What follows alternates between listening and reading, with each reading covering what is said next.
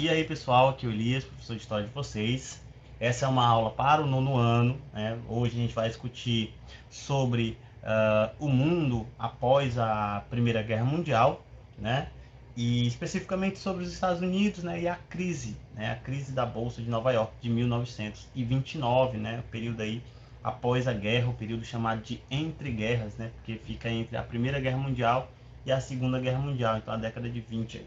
Então façam a leitura do capítulo, façam as anotações, né? Façam os fichamentos que eu vou passando, e as dúvidas que vocês tiverem me enviem lá no Google Class para que eu possa responder, tá? E aí a gente ir dialogando. Então é muito importante que vocês leiam esse capítulo, porque é um tema não só importante, mas um tema um tanto quanto complicado para alguns. Então sugiro que façam a leitura para ter um entendimento melhor sobre esse período, tá bom? Então vamos para a nossa aula.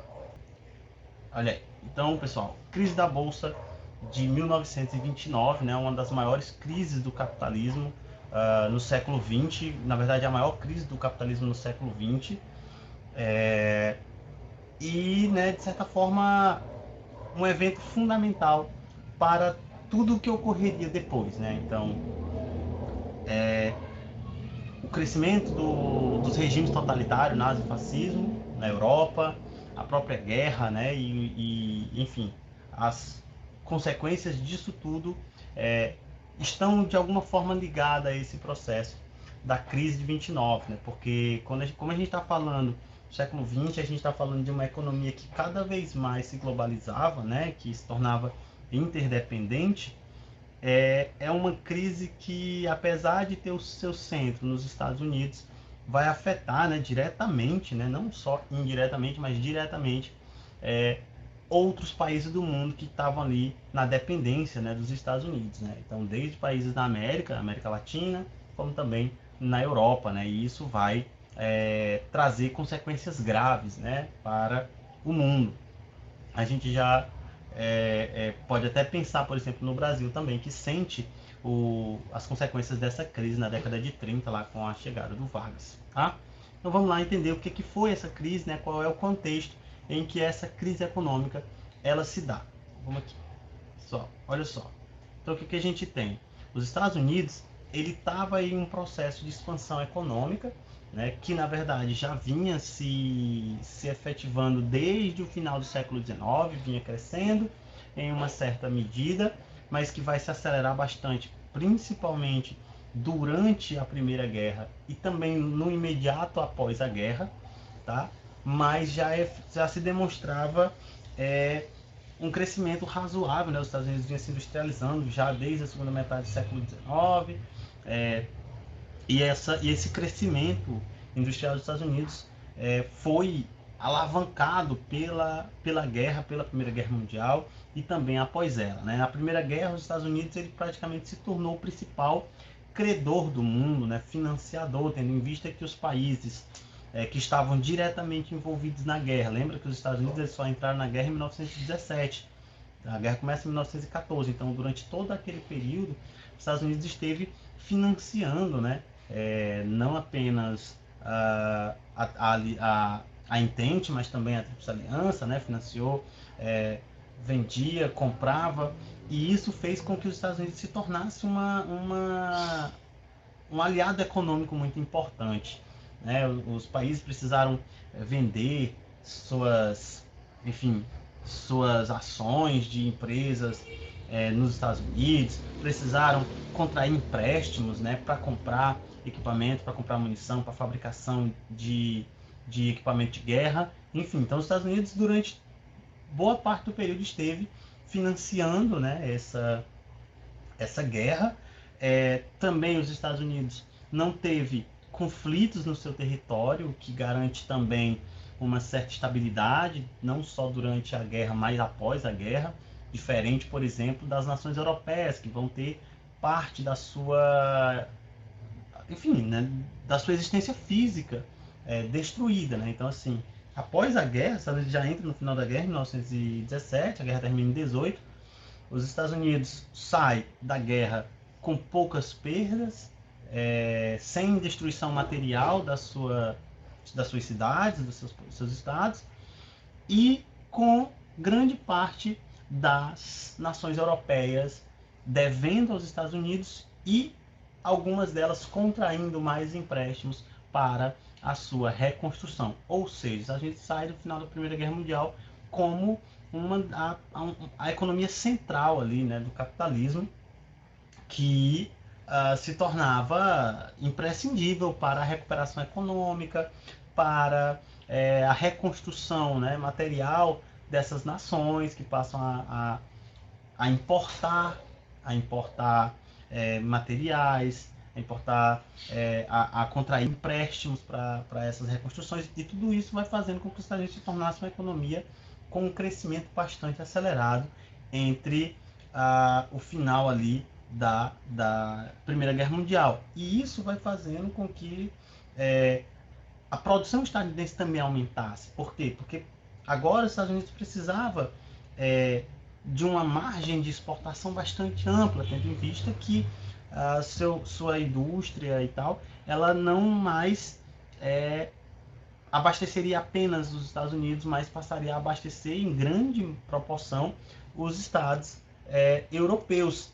E isso leva a uma produção cada vez maior, né? Os Estados Unidos vai ter uma taxa de exportação aí que beirava os 70%, né? E isso vai alimentando esse desenvolvimento econômico, tornou os Estados Unidos a principal potência aí capitalista após a Primeira Guerra Mundial. No entanto, né, claro que isso vai gerar mais à frente um problema grave, que é, de certa forma, a grande causa da crise de 29. Outro fator importante, como a gente já falou, é a desaceleração da economia europeia.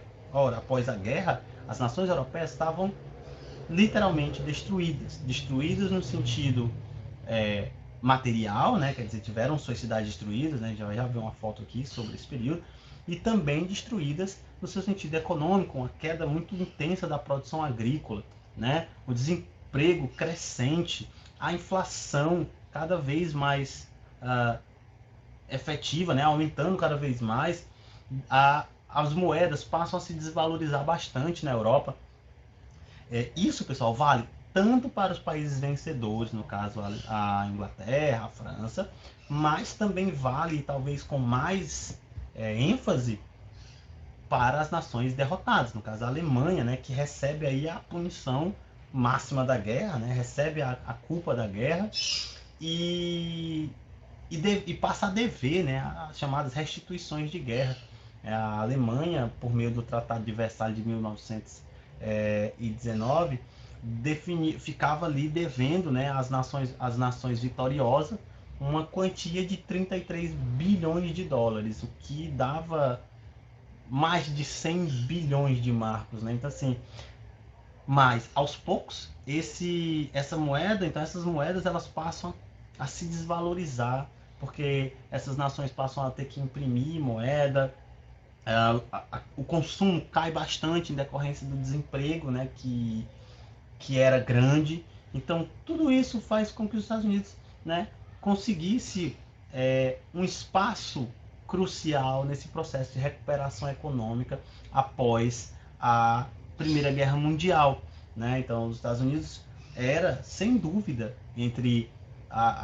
pelo menos na primeira metade da década de 20 até 1925, 1926, os Estados Unidos era o principal exportador, né? E continuava sendo. No entanto, a gente vai ver que vai haver uma queda nessas exportações, de acordo com que os países europeus vão se recuperando, vão adotando algumas medidas para proteção econômica. Mas até lá, a maior parte dos produtos industrializados vinham dos Estados Unidos, né? Os Estados Unidos exportava bastante e importava pouco, importava principalmente matéria-prima, né?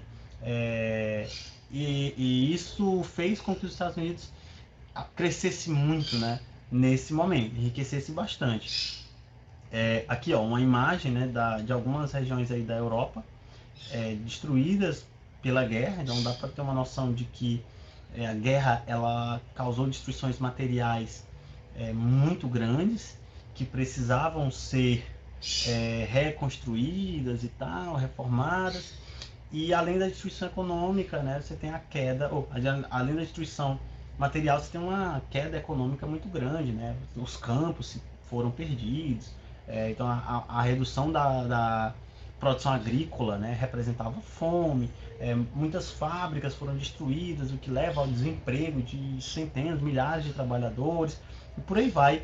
E tudo isso fez com que a Europa passasse, de certa forma, né, a se voltar ali para os Estados Unidos para conseguir esses financiamentos, os empréstimos necessários para a sua recuperação econômica, né? Só que isso vai, aos poucos, a gente vai ver que essa expansão econômica dos Estados Unidos, ela vai chegando, ela vai começando a ter alguns limites que que não vão ser compensados de uma forma muito equilibrada, levando, por exemplo, à crise de 1929. Então, o que acontece? De acordo com que esses países vão se recuperando na década de 20, eles começam também a criar medidas, né, e reduzir as suas importações, né, criando aí as medidas que a gente chama de protecionistas, né?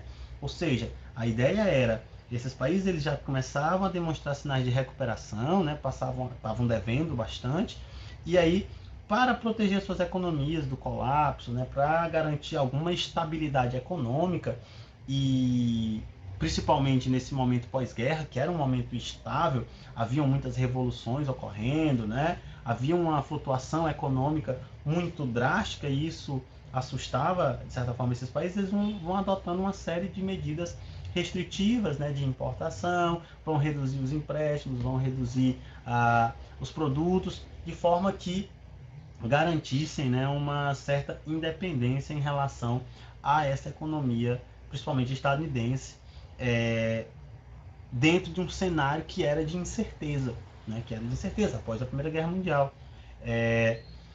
Ou seja, vai haver uma queda razoável nesse volume de importação, né, no caso de importação para a Europa e de exportação para os Estados Unidos. Os Estados Unidos perdem, né, de certa forma, um volume bastante expressivo de exportações e isso vai ser sentido na economia, né, que é justamente um dos fatores que leva à chamada crise de superprodução, né?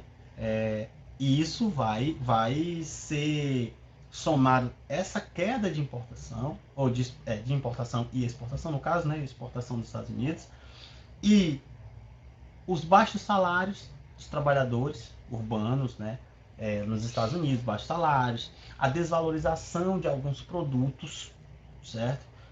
Produtos principalmente de origem agrícola, que tinham, que aumentavam em soma, né? Então cada vez mais produtos, isso dentro de uma economia liberal leva à desvalorização do produto, né? Aquela ideia da oferta e procura, né? A lei da oferta e procura, que é o fundamento do liberalismo.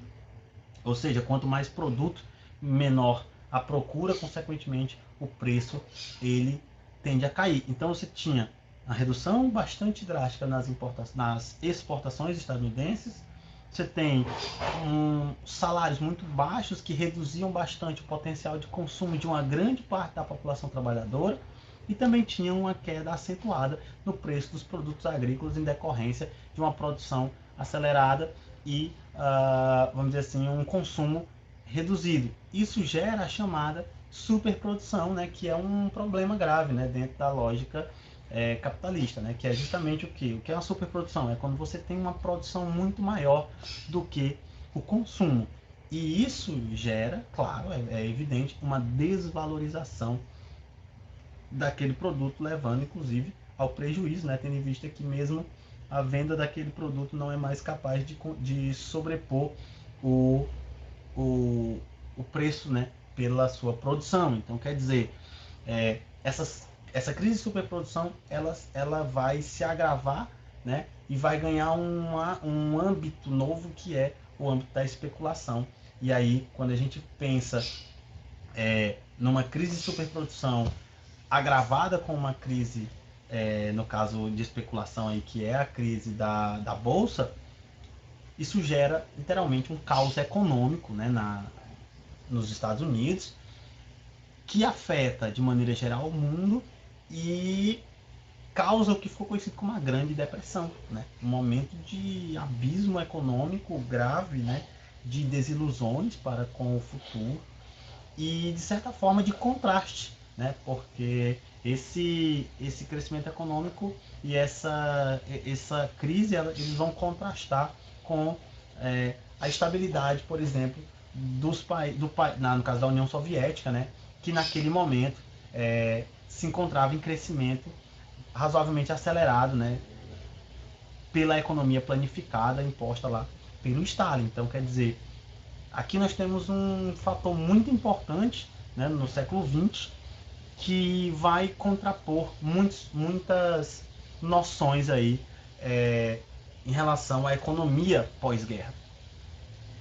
Os Estados Unidos, o que os Estados Unidos fez? Para tentar reduzir essa crise de superprodução, você vai ter a abertura de crédito, justamente, né, para incentivar o consumo, né? Então havia uma facilidade de crédito a juros baixos, e aí para garantir ou tentar estimular, né, esse consumo para reduzir os impactos da crise de superprodução. Isso vai gerar, na verdade, né, também um processo de aumento da especulação no caso da Bolsa de Valores. O que vai acontecer? Muitos acionistas, né, acionista é o pessoal que compra a ação das empresas, né? Para a ação da empresa é comprar uma parte do patrimônio que aquela empresa tem. Então, as empresas, para poder conseguir esses financiamentos, elas vendem parte do seu patrimônio, do seu lucro, para esses acionistas que vão comprando. E aí essas ações elas variam, né, de preço e tal, né, na bolsa. Isso vai fazer. Esse momento é um momento de crescimento econômico, né, como eu falei. Então, há uma valorização na bolsa de valores das ações dessas empresas, e isso vai contrastar, né? Você vai ter a valorização dessas empresas, dessas ações, que vai gerando uma especulação, então aumenta a quantidade de pessoas comprando, né, os acionistas comprando, investindo dinheiro nessas ações, e o contraste com a queda no consumo. Então, por exemplo, vai acontecer casos em que você tem empresas com ações bastante valorizadas, mas que estão, por exemplo, em processo de falência efetiva. Então, há uma discrepância aí entre a valorização especulativa daquelas empresas e a sua riqueza material. Então, isso fazia esse contraste, que é efetivamente aquilo que vai gerar a crise, né? Então, você tinha uma economia superaquecida, você tinha ausência de regulamentação no caso da compra e venda dessas ações, como eu falei, o que vai gerar uma compra e venda excessiva, gerando valorização, né, aumento do valor dessas ações, mas que em grande parte você vai ter um crescimento, uma valorização das ações, mas uma queda muito intensa no consumo, né? Isso faz com que, aos poucos, os investimentos comecem a ser desviados. Então, em vez de ir para o setor produtivo e garantir a produção que garante o consumo, há uma queda nessa produção e um aumento nessas aplicações da bolsa. Ou seja, aquela riqueza que estava sendo ali comercializada por meio da bolsa de valores, ela não possuía, né, efetivamente o seu contraponto material. Então, como eu falei, você vai ter empresas que tinham ações valorizadas, mas estavam em processo de falência, justamente, o que vai levar à quebra, né, efetiva, porque aí quando essas empresas passam a vender suas ações ou contrair empréstimos para comprar ações, isso vai gerando um endividamento dessas empresas, desses investidores, e aí quando se via que não havia retorno àqueles investimentos, isso vai gerar um boom, né? Um boom que a gente vai ver investidores desesperados para vender essas ações. Então você tinha, falei, uma valorização das ações, mas você tinha empresas à beira da falência. E aí, para não perder o dinheiro investido nessas empresas, né, por esses acionistas, diversos acionistas vão pegar as suas ações e tentar vender antes que essas empresas falissem, e aí eles tivessem prejuízo. ao fazer isso, pessoal, você vai ter a chamada quebra da bolsa de valores. Então, é só para você ter uma ideia de como é um processo que vem se desenvolvendo ao longo da década de 20. Então, você vai ter o crescimento que vai sendo acompanhado com a recuperação econômica da Europa, e aí, aos poucos, esse processo vai levando a uma quebra, né, que a gente vai ver, que é a quebra da Bolsa de Nova York, onde você vai ter, não vão ser algumas dezenas de ações sendo vendidas de forma abrupta, são milhões, o que leva de uma valorização, então como eu falei, era uma valorização crescente dessas ações, mas que aí quando essas empresas começam a entrar em processo de falência, e o retorno dessas ações não era efetivo, você vai ter uma corrida para a venda dessas ações. E essa corrida para a venda dessas ações leva à quebra da bolsa, né? Porque você tem milhões de pessoas querendo vender essas ações, e aí aquilo que havia subido de forma ascendente tem uma queda brusca, né? Então a queda brusca é o que leva à quebra da bolsa e à falência aí de diversas empresas, bancos e tudo mais. Então, pessoal, por hoje é só, né? Então, assim, mais um contexto de como os Estados Unidos estavam se desenvolvendo, como é que estava a economia do mundo naquele momento, né? E aí na próxima aula a gente vai discutir especificamente o que foi a quebra da bolsa, né? Como ela se deu e quais são os impactos dela no mundo capitalista ali da década de 1920, né? Eu falo capitalista, pessoal, porque a União Soviética, né, por ter implantado um sistema socialista e uma economia planificada, não vai sentir esses efeitos da crise, tá? Então, é muito importante que vocês façam a leitura, tá? Anotem as dúvidas, o que tiver de dúvida me envia lá no Google Class para que eu possa responder, e aí a gente vai discutir, tá? Então, obrigado por assistir e até a próxima.